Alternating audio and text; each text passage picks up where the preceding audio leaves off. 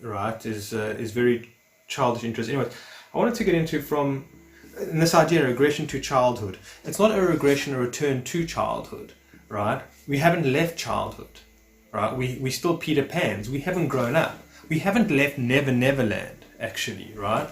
That's where we're still a part of. So it's not a regression to, okay, because we have never really left. We have never really developed beyond, consciously, spiritually, psychologically, emotionally. Okay, we're not.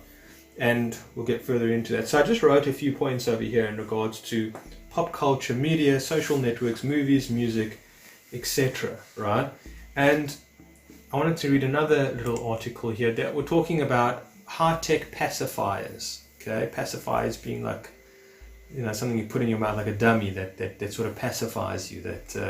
Okay, so while scholars such as James Cote and Gary Cross remind us that infantilizing trends began well before our current moment, I believe our daily interactions with smartphones and social media are so pleasurable precisely because they normalize and gratify infantile dispositions. They endorse self-centeredness and inflated exhibitionism. They promote an orientation towards the present, rewarding impulsivity and celebrating constant and instant gratification. They flatter our needs for visibility and provide us with 24/7 personalized attention while eroding our ability to empathize with others. And obviously so much more, folks. And so the world culture has been designed, okay? We might look at technology and see it from a different angle, and it's very sort of benign in its design, but it's not. There's been an intention, right? There is an intention, an unseen intention or agenda, okay? Globally, worldly, that dates back for decades now, I'm sure, maybe even centuries in a way, to keep humanity at a very much infantile level, okay? And we're going to get into that. So again, we need to understand that a lot of the movies that are being made is to keep people infantile. Technology, right? Many, I can't go into it, but I mean, we'll get into the subcategories of all of that in regards to pop culture. What is pop culture? So I was thinking of like social, I was thinking that for myself, I know adults, many adults that love playing Candy Crush. Now, I don't know how Candy Crush works, but it seems like it's a game for a child. Okay, and Farmville and whatever it is. Okay, this is one example. These are just, and again, not terrible to be playing these games every once in a while, but the amount of dedication that I have seen in commitment and devotion that adults put towards these games is just unbelievable, to say the least, because I don't know if they have any much intelligence about these games. And again, they're designed to keep you hooked, to keep you gripped, okay, and to keep you addicted, okay. Emojis, right? They're cool, they're fun, and they're very sweet, but we have taken a liking to express ourselves, especially online, with emojis, right? We don't just put one smiley face. We've got to put 10 smiley faces and all different kind of smiley faces, and one smiley face with, guy with laughing, that tears are coming out of the eyes, another smiley face that's banging on the ground, whatever it is. It's just, and we throw that all in there, and this is, this is child's talk. This is this is not how adults should be corresponding or dialoguing or something like that. And for myself, with my internet usage, I find that a lot of adults, especially some of the groups, the WhatsApp groups that I'm in, I see this going on. And it's fine, a heart here and whatever it is, that's great. But the way that we are talking to one another now is in this very, very childlike expression of all these cute faces of the little sad puppy dog, and I mean it's all fine, but you understand that the way that we're expressing ourselves is through, a lot of the times, through these emojis. We rely on them to express our emotions, and the emotion that they're expressing for us is generally very infantile. So whether it's a monkey holding its eyes behind, trying to hide away or something like that. I only started with a smartphone in the beginning of this year, end of last year, so this is all new to me, and this is what I've just been realizing.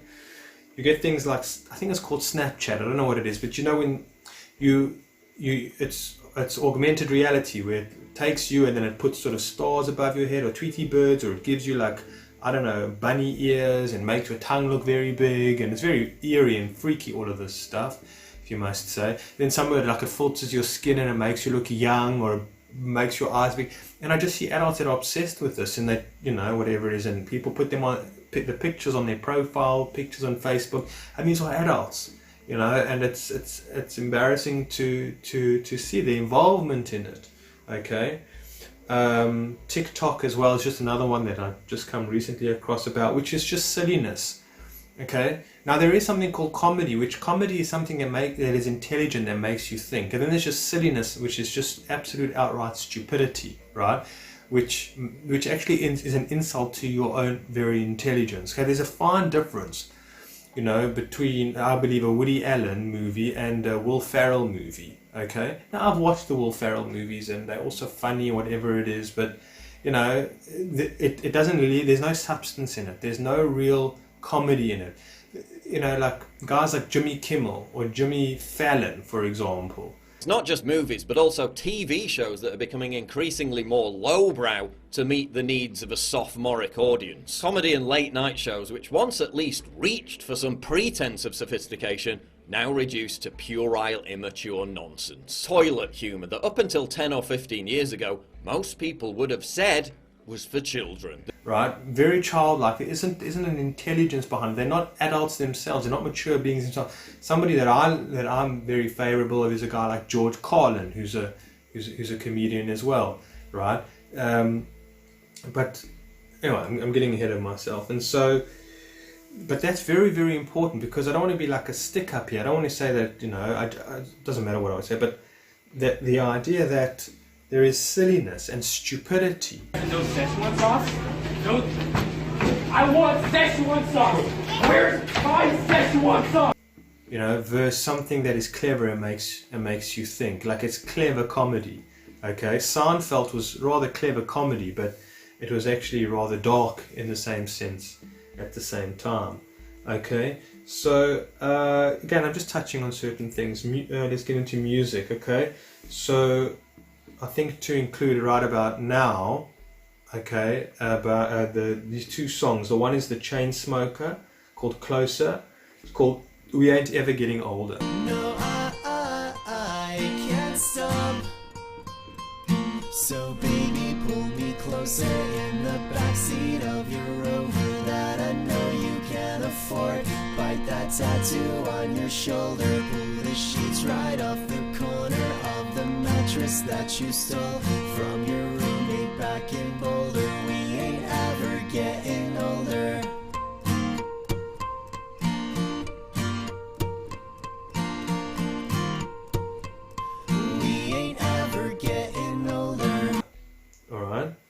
It says, baby, pull me closer in the backseat of your Rover that I know you can't afford. Okay, again, irresponsibility. But what is the song saying? We ain't ever getting older. Okay, listened to by hundreds of millions of people around the world. Very, very catchy tune. You would think that the person who designed the song, who wrote the song, was just, you know, it was pure creativity. There's no hidden agendas behind it. It's not the case, folks. It's not the case, right? It's not. It's so catchy. It's you know, whatever it is, and so it's not. And we can go and there's too much to go into this on all of this. I'm so high at the moment. I'm so caught up in this. Yeah, we're just young, dumb, and broke, but we still got love to give while we're young, dumb, young, dumb, and broke. Young, dumb, young, dumb, and broke. Young, dumb, and broke. Young, dumb, broke high school kid.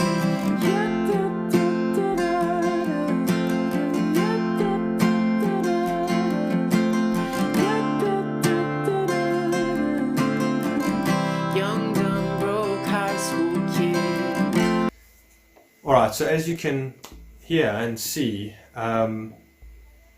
very infantile, right? What's the message then? That other song that I played as well, what was it called now? Young, Dumb and Broke. I'm not sure, by Khalid or something like that. Even the lyrics themselves, yada yada yada yada yada, you know, like a baby basically speaking, baby talk. Okay, a lot of lyrics today are just involve nini nya nina whatever type of, you know, just sort of very much baby talk. Okay, for example, the word baby, we call each other my baby, you know, baby girl, baby boy, right? This is you know, we don't talk about women or men, and when we say the word, well, people say the word crib, you know, whatever it is, you know, this is more sort of like hip hop lingo that a lot of people use, right? Such as Little Wayne, Little John, Little Kim, and all the littles. I mean, it's just, there's just I mean, so many littles. Like, okay, so that's just music, and this is just, again, on a micro level, folks. This is, I don't have the patience or time to get into all of it as well. Movies as well. Superhero movies are the biggest blockbusters in today's time, right? The majority of the superhero movies are watched by people in their 30s. Okay, now superheroes movies, as Alan Moore would say, is that they were meant for children, right? They're meant for youngsters and possibly teenagers, but they're not meant for adults. All right, but today it's more watched by majority of adults. Okay, and there's so many reasons why, you know, that superheroes, again, it's this fictional character that you can, you know, live through by, that you can vicariously live your own fantasy of being the hero that you should be in your own life through these individuals, through these people. And again, there's very little to no message or meaning that one can take from these supervillain movies or whatever it is. There's very little. From the Batmans you can take, I do believe there is more depth to them, right? Like the Joker or whatever it is. But for most of these Marvel comic, whatever it is, mega busting, you know, like $1 billion industry, there's very, very little that you can actually take that has meaning from it. Okay. I wrote another movie here. Mom's Behaving Badly. Okay. Again, these comedies of just people being absolutely irresponsible. Okay. And they dime a dozen, these comedies, right? They dime a dozen with very, very little intelligence whatsoever.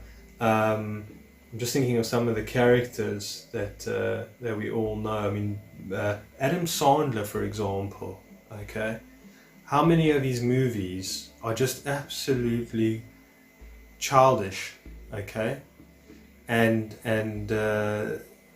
infantile? I mean, the behavior of it. I think there was a movie called something Dad, Cool Dad, or something Dad. No, I'm not going to have a look at it. What was it called? Where he's a father or something like that. And let me have a look. Okay, the movie's called Big Daddy from 1999. Alright, I'm sure many of you have seen Big Daddy and what kind of role model Adam Sandler played towards this 5-year-old boy, basically. Another movie that comes to mind is Mrs. Doubtfire, right? Daniel was his name, played by Robin Williams. I mean, here's a father that, well, we all know, you know, absolute infantile, absolutely irresponsible individual, throws a massive party in his home for his son's birthday, has animals from petting zoos or whatever come through, breaks how many regulations and rules. His wife says he's not allowed to have a party. He thinks he's going to clean up the place before she gets home in time, whatever it is, which is completely impossible. And then he decides to dress up in as an old woman in order to basically be able to visit and spend time with his children. So, and then not only that, but he almost kills Pierce Brosnan as well with paprika. I remember that scene as well. And so there was a guy, Daniel, who everyone felt sorry for and deserved to be with his children, but in fact he was a completely inadequate and irresponsible father, right? And a terrible, terrible role model as well. And really not a nice guy. I mean, what he was doing to manipulate, that's gaslighting people, that to dress up in that way and to do what he did. And so movies are very much about that, folks. Very, very much about that. Adverts are shocking. insult to one's intelligence, absolutely. How many animal cartoons there are, okay? I'm just going to play you now 1 or 2 adverts in what I'm talking about. You know when you feel the weight of sadness. You may feel exhausted, hopeless, and anxious. Whatever you do, you feel lonely and don't enjoy the things you once loved. Things just don't feel like they used to. These are some symptoms of depression, a serious medical condition affecting over 20 million Americans. While the cause is unknown, depression may be related to an imbalance of natural chemicals between nerve cells in the brain. Prescription Zoloft works to correct this imbalance. You just shouldn't have to feel this way anymore. Only your doctor can diagnose depression. Zoloft is not for everyone. People taking MAOIs or Pimozide shouldn't take Zoloft. Side effects may include dry mouth, insomnia, sexual side effects, diarrhea, nausea, and sleepiness. Zoloft is not habit-forming. Talk to your doctor about Zoloft, the #1 prescribed brand of its kind. Zoloft. When you know more about what's wrong, you can help make it right. Here's me, and here's my depression. Before I started taking Abilify, I was taking an antidepressant alone. Most days I could put on a brave face and muddle through, but other days I still struggled with my depression. I was managing, but it always had a way of creeping up on me. I felt stuck. I just couldn't shake my depression, so I talked to my doctor. He said adding Abilify to my antidepressant could help with my depression, and that some people had symptom improvement as early as 1 to 2 weeks. He also told me about a free trial offer from Abilify. Now, I feel more in control of my depression. So as you can see, folks, I mean, it's just shocking. It's just infantile. It's just insult to your intelligence. It's babying you, right? It's talking to you as if you're a child, right? These little drawings and sad rocks and fuzzy bears and whatever it is, you know, and it's not just in the adverts that I showed, but a majority of adverts, you know, that I just think about how many adults eat cereal, like Cocoa Pops, cereal pops, all these, you know, Rice Krispies, I don't know what they call them in the States, whatever it is, but, you know, fully loaded with sugar. They've got the animal Fruit Loops on the front or whatever it is, and it's like the monkey and he's climbing the wall, whatever it is, and then this stuff is for children. It's not for, it shouldn't be for anybody.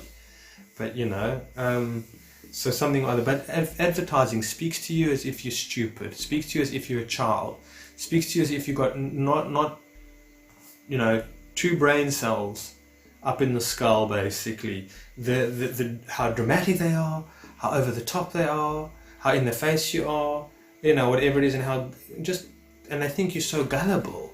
But this is the problem, is that people are.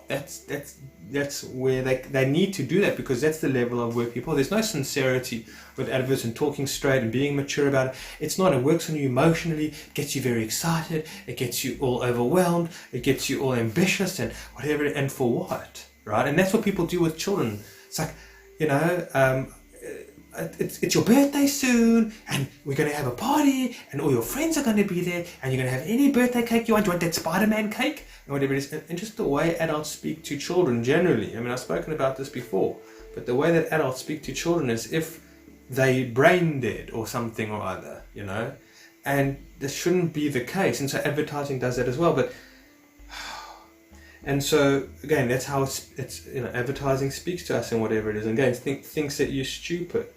All right, politics, news reporters, and whatever it is. Again, just I'm going to play an advert for a camp. You know, somebody was running for a campaign that I felt it touches on very nicely what I'm saying and the way that, you know, with politicians and how they come across in winning your vote. Okay. Everyone knows my husband, Ron DeSantis, is endorsed by President Trump, but he's also an amazing dad. Ron loves playing with the kids. Build the wall. He reads stories. Then Mr. Trump said, "You're fired." I love that part. He's teaching Madison to talk. Make America great again. People say Ron's all Trump, but he is so much more. Big league. So good. I just thought you should know. Ron DeSantis for governor. And so you see, folks, also just painful experience, painful. Yeah, what can you do? Really, what can you do? But that's it. it's clown. It's just like performances, right? The news and the media performances. They're trying to educate you on the so-called narrative and the so-called truth and whatever it is, and they speak to you as, again, if you think, they think that you're dumb and you're stupid, and then very not just antagonizing, but what's the word when you're trying to insult somebody, and there's a word for it, I can't think of it right now. I was also thinking about this idea of weddings and bachelors. Well, firstly, there's so many movies based on bachelor parties. I mean, how many? The Bachelor, I think that was a movie or something, and how many? 1, 2, 3, 4, 5 season, sequels of the movie, whatever it is, remakes, etc. Like The Bachelors. Like, wedding is something that's very sacred. It's monumental, right? And what are bachelor parties about, and bachelorette parties? What is it about? It's like sort of one last crazy swing, and you lose control and lose your mind, and whatever it is. And it's just, nothing with much substance, nothing with much richness, nothing with much intelligence at all. I couldn't stand going to bachelor parties. Like, I couldn't stand it. I'm just going to plug in my mic here, folks. It was... But, I mean, you know what I'm talking about. I actually don't know if this is going to start recording on the... Alright, let's leave it for now. So... Yeah, and just dime a dozen and whatever it is shocking. Shocking. Even the wedding day. Even the way that how culture displays weddings, and it's a fairy tale. It's a princess. It's, again, the woman, she's marrying the man of her dreams. It's the perfect day. Everything must go perfect. She must look like a princess. He's the knight in shining armor, whatever it is, and it's so glamorized. It's got nothing to do with, I think, what marriage should be about at all, whatsoever. Okay. And again, for most people, it's just a piss up. It's just a free meal a lot of the time, and it's just to get out of hand and whatever it is. There's no sanctimony, folks. There's no sacredness. It's all just child's play. Like, apparently even now people are having divorce parties, I mean, you just think about these bachelorettes, and they have all these toys, dildos and like lights that look like penises and whatever it is, and straws that you suck through. I mean, there's I don't know how many places you can buy all these toys from, and you can dress up as a slutty nurse or something like that, and it's just so pathetic. It's just so juvenile. It's just so juvenile and insulting, I'm sorry to say. Anyway, so moving on, like, and dress up, folks. Like, that's what people do. That's what fashion is about, I'm sorry to say. Like, I'm not saying they don't look good and look presentable, but what is fashion mostly about? It's about dressing up, okay? It's about dress up, right? And what do children, usually what children play, it's just, they dress up, right? With the imagination, they dress up and they want to be different characters. But what as adults, what do? We dress up all the time. Dress up has become such an important role in our lives.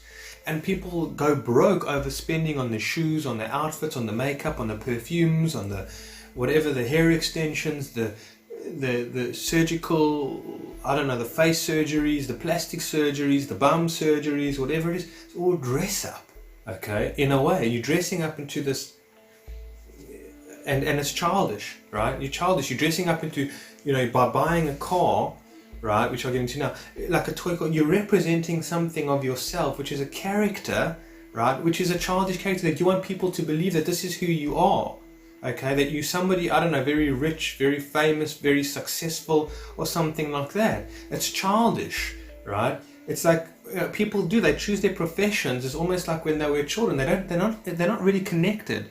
It's really, for most people, well, I'm a doctor, I'm a lawyer, and they're not connected to the true relationship of what their profession is about. It's not their vocation.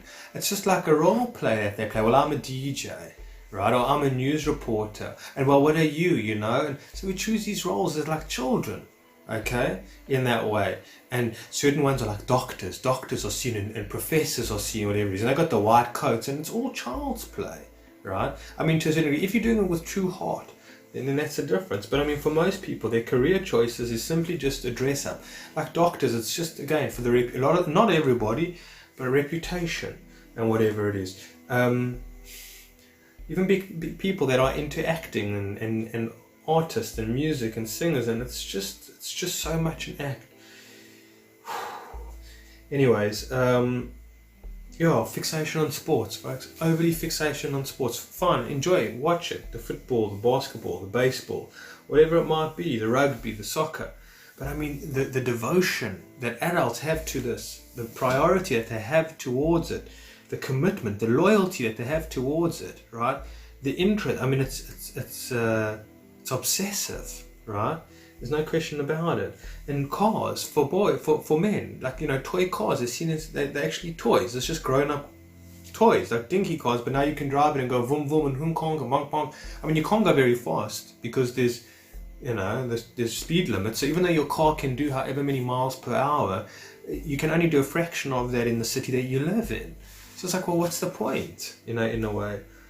So it makes me think of WWE. I mean, what is WWE? Right? It's for children. It's like, it absolutely is. And it's also just dress up, and it's an act. And I don't know, folks. So that would be probably the first section of this talk, really. And then let's kind of get into the rest of it. I want to push myself. Let's just go the whole way, baby. Let's just go the whole way. Okay, we're going to open this part up with this quote over here. I don't know who said it. I don't know if anyone really said it. It's just something that when I was reading in an article, I wrote it down.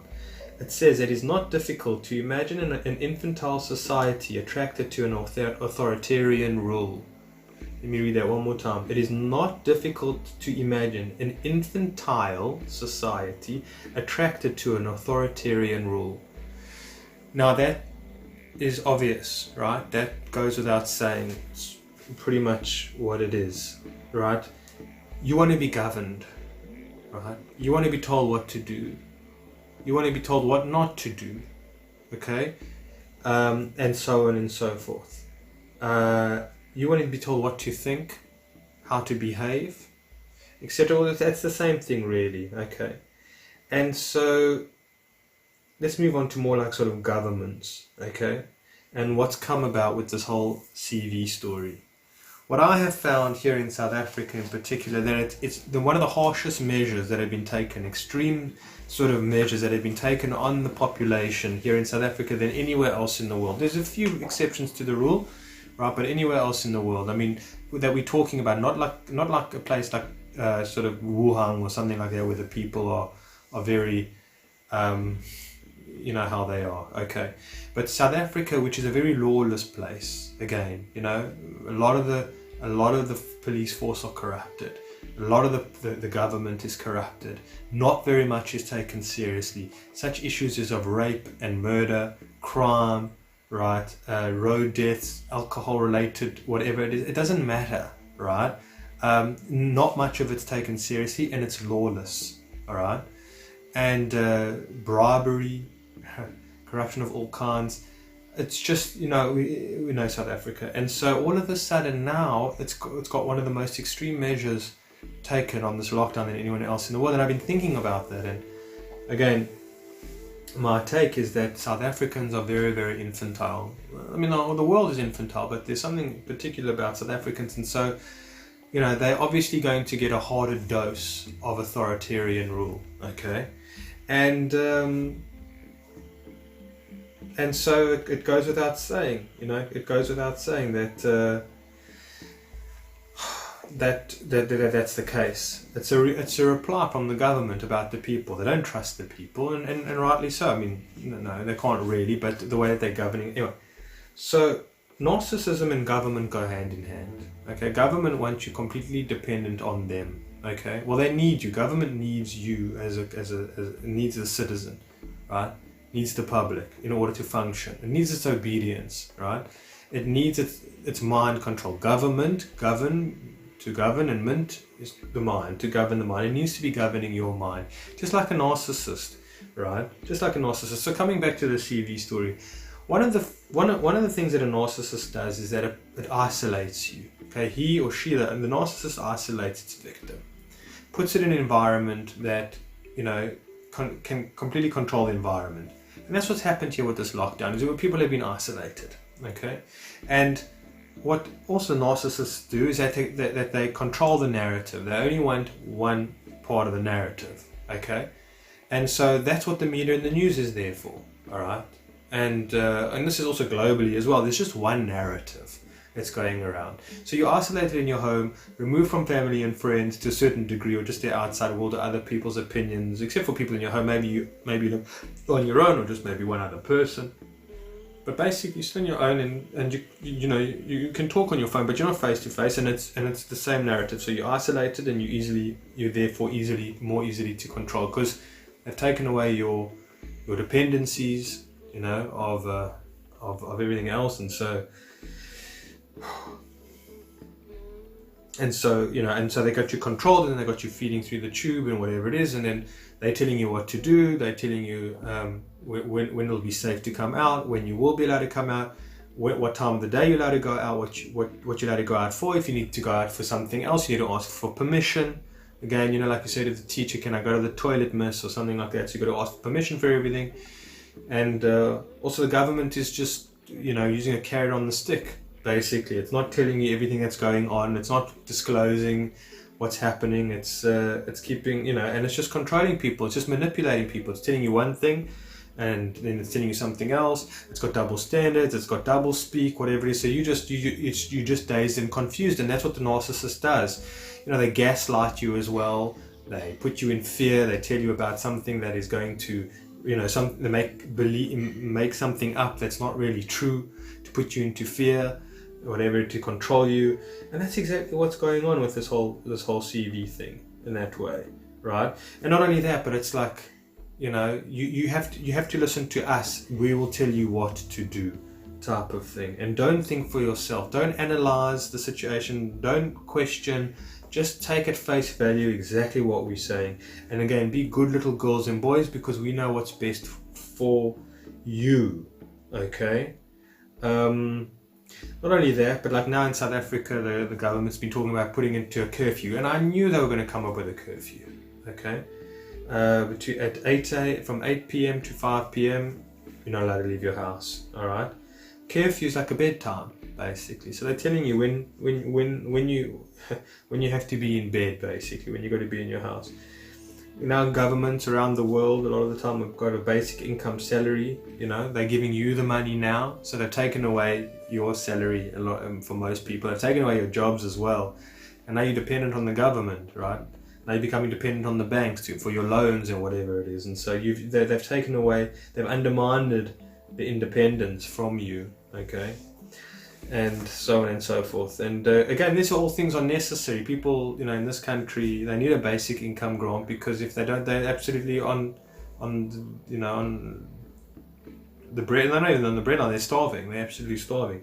Again, for some, it's so minimal. It's so minimal. It's just like, it can keep you going for like a week, but it's really for a month. And meanwhile, it's been taken off the tax money for the next generation, so it's not free handouts from the government, and they're not doing you really any favors, but it's necessary. They have to do it, right? But again, people are like turning to government and saying, thank you for helping us out.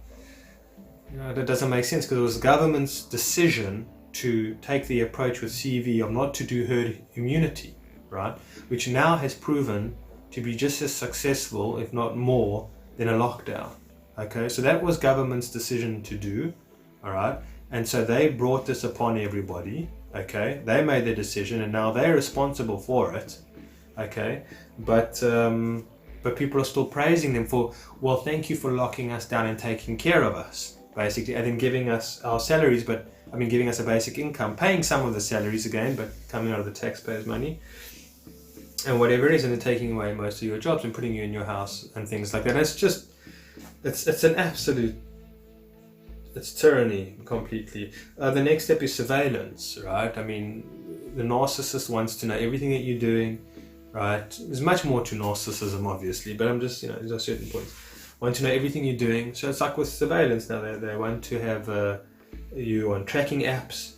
They want to do, further things as well, with maybe with gadgets or devices that go under your skin so they can track you and they can tell, you know, your body heat and temperature, whatever it is. I mean, now in stores they're saying that, well, you have to take everybody's temperature, you know, before they're coming into the stores. I don't know if that's how that's going to work, but you know, so your temperature, you got no privacy about that, you know. And again, you can't actually talk about, and many other things that are going to come through this, where privacy is going to be no longer. You see, like, it's a narcissistic parent who wants to know everything about their child, right? That screens the child's messages that come through from their friends, screens whatever the child does when it goes on the internet, which it should do to a certain degree, out of a form of love and protection. But this is not protection. This is just so it can know you, so it can manipulate you further. And again, privacy is very, very important, right? It's very confidential. It's a space that you have. And as we know, narcissists don't respect space and boundaries. You belong to them. You are theirs. In a sense, isn't that what government believes? You are theirs. Okay? And I wanted to kind of also address a little bit more so in regards to this idea of this in the truth movement, okay? And I'll probably do another video on this as well, because I think it's important, and I feel that most people have probably checked out of this video a long time ago. So be it. But the idea of the truth movement, okay? This idea of QAnon or whatever it is, I think it's QAnon. What's the idea here? Is that a savior is going to come, right, and bail you out, all right? And so far, there's been no savior, okay, from the truth movement or what they've said they are to be, okay? And they're going to topple the system, the hierarchies, the whatever it is, etc. That this is what they're going to do, and they're going to free everybody, and whatever. And so far, nothing. And that's why it can't be the case. It's just, again, somebody else coming to do the work for you. Not that you need to topple the system, but to free yourself from mental slavery, you know. Basically, that's your job. From this world is to a certain degree, whatever. But you know what I'm saying. So again, they're going to come and sort everything out and save the day. And there's a lot about the truth community, a lot about the New Age movement that is very, very, very childish, which I'll need to speak, you know, from another point of view. Like the idea of the law of attraction, there is merit to it, right? There is something to it. But I mean, the way that they've displayed it, which you can't really say it's New Age, but a lot of these topics, a lot of these ideas is very, very, very childlike. It's very self-entitled. It's very, you are just so great. You are such a special, unique snowflake. You are so divine. You are just one with everything that there is. You are God, in a sense. You know, it's just feeding the grandiosity and whatever it is. And again, and whatever it is. And so, yeah, folks, I think I'm going to start leaving it at that. I'm getting pretty tired. But I'm sure there are many, many other points that I still wanted to kind of get on and address. But that's the idea, folks, is that if we're not willing to grow up in ourselves and take responsibility and self-actualize and develop, you know, from childhood, emotionally, spiritually, psychologically, mentally, right, and become sovereign in our own self, develop to become strong, you know, to become able to have self-control, willpower, okay, self-trust, all right, can think for yourself, connected to intuition, right, not relying also just on governments, but relying on the divine. I mean, that's the whole big thing. We're all waiting for the divine. We're all waiting for Mr. B. Gates to come and poke us around with needles so that we can all be okay again. And so the authorities, and just wait for them to solve things. But don't believe in a higher power. Don't believe that you know, that there is something that's, you know, believe only in them as the messiahs, as the saviors, as the heroes of the day, you know, type of thing, and whatever, when they're not, folks, they're absolutely not. And again, people can't tell that. They can't tell that because they don't have the ability to think. There is no ability to think, right? They've been traumatized, they've been gaslighted, and that's all they can do, and that's all. They can't think for themselves, they can't even feel for themselves, they don't know what's true and what's not true, and whatever it is. And so I don't know. It's just it's how necessary and important it is to, you know, develop into adulthood, to leave childhood behind, okay, and to become a woman and a man, you know, and then the aging process as well, you know, and so on and so forth, which is for another discussion, for sure. But I hope my point has been made. I appreciate you taking the time. We'll chat soon. Take care.